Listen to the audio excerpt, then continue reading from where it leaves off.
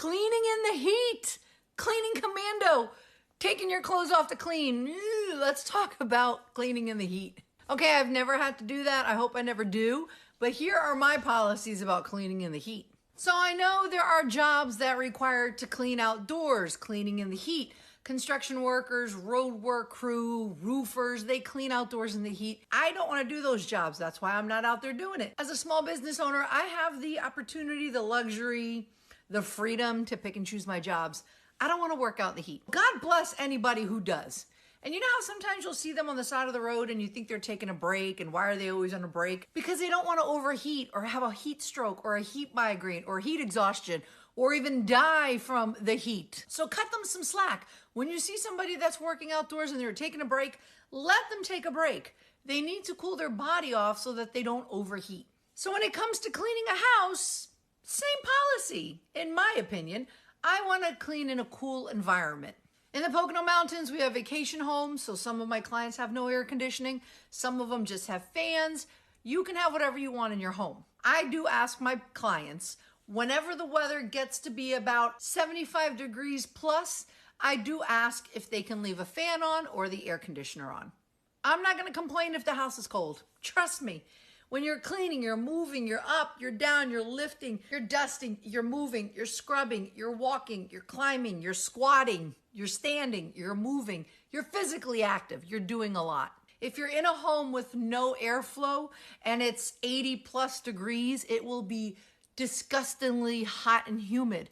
Heat strokes, heat exhaustion, heat migraines can happen, and it's not something to be taken lightly. You can die from a heat stroke. I used to work in New York back in the late 90s, and one time I had to take the train home when I worked in 1010 Winds Radio in New York, and I worked the overnight shift. So I got off in the morning and I took the train back to New Jersey, and it was a brutal August heat, humidity, hot, disgusting, swampy subway. And when we pulled into the train station at 8 o'clock in the morning during rush hour, I remember standing up, squashed amongst everybody, waiting for the train to stop. I vividly remember just looking straight and seeing people. And the next thing you know, I was on the floor, sitting upright on the floor.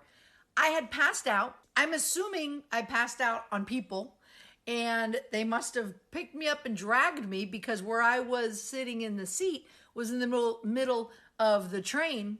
And where I remember waking up was in between the train cars where the doors are.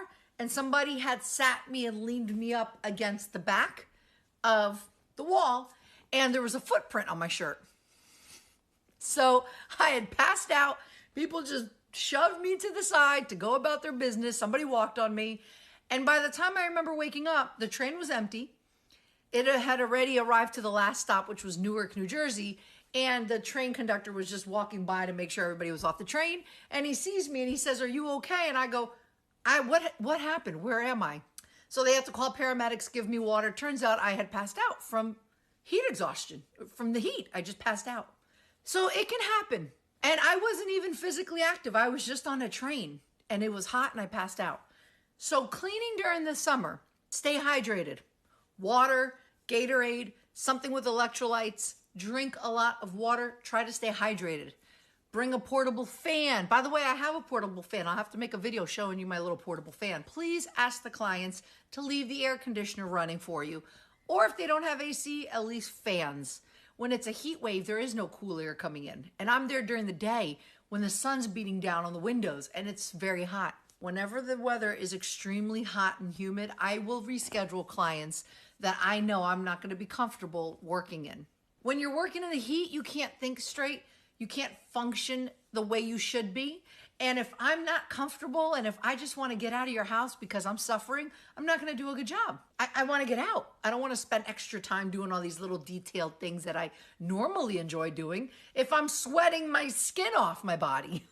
So if you are able to provide cool air to any service provider who's going to be working in your home, do that, because it will be greatly appreciated. Obviously, if it's work that's being done outdoors, you can't cool them down. But you know what? Offer them some water. Offer them some Gatorade.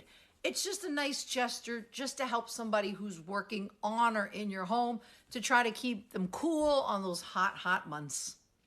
And ladies, if you are in that perimenopause, menopause stage, you know what it's like with those hot flashes and cleaning in the heat. Not a pleasurable thing. And if you don't have a heat policy in your terms and conditions as a professional cleaner, get that in there. Get that in there. Let me know if you want to see my terms and conditions. I have it very outlined and detailed, and I do kind of like to send a little reminder text to my clients as it starts getting warmer, especially the ones that don't have AC or fans. You gotta stay safe, you gotta stay healthy, because a heat stroke or a heat migraine will affect you that day and probably the next day, and the next day it will take you out, and the money that you're gonna lose from not working because you feel sick, it's not worth it. Your health is not worth risking for a couple $100.